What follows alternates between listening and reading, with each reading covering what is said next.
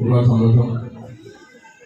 ഞങ്ങളൊരു പ്രോഗ്രാം കഴിഞ്ഞ് വരുന്ന വഴിയാണ് സമയം കഴിഞ്ഞത്. 5 മണിക്ക് എത്താൻ വേണ്ടി പറഞ്ഞായിരുന്നു. അപ്പോൾ വഴിയും കൈകളിലായിരുന്നു ഒരു കല്യാണ പ്രോഗ്രാം. അപ്പോൾ പ്രോഗ്രാം കഴിഞ്ഞിട്ട് വരുന്ന വഴി ഒന്ന് കയറിയതാണ്. കൂടെ മറ്റ് സിംഗേഴ്സൊക്കെ ഉണ്ട്.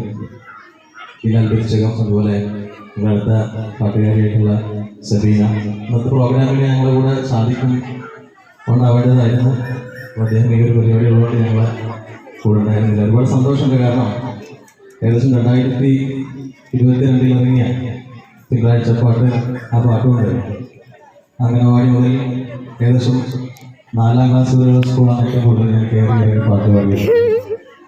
അങ്ങനെ നോക്കുകയാണെങ്കിൽ ഏകദേശം ഒരു 300 സ്കൂൾ കവിഞ്ഞിട്ടുണ്ടായിരിക്കും എൻ്റെ തിങ്കളാഴ്ച പാട്ടിൻ്റെ കുട്ടികളായിട്ടുള്ള ഓഡിയൻസ്.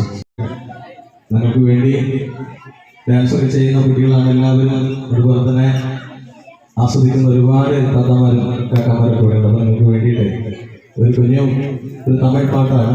നിങ്ങൾക്ക് അറിയുന്ന ഡാൻസൊക്കെ ചെയ്യാൻ, കൈയടിക്കാനൊക്കെ പറ്റുന്ന ഒരു പാട്ടാണ്. എന്തായാലും വാടിയ 15ാം നമ്പർ അംഗനവാടി കെട്ടിടത്തിൻ്റെ ഉദ്ഘാടനം കഴിഞ്ഞതിന് ശേഷം ഈ വേദിയിൽ ഒരുപാട് കുട്ടികളും ഒരുപാട് നല്ല കലാകാരികളും കലാകാരന്മാരൊക്കെ കയറി ഇറങ്ങി പോയിട്ടുണ്ടെന്നറിയാം.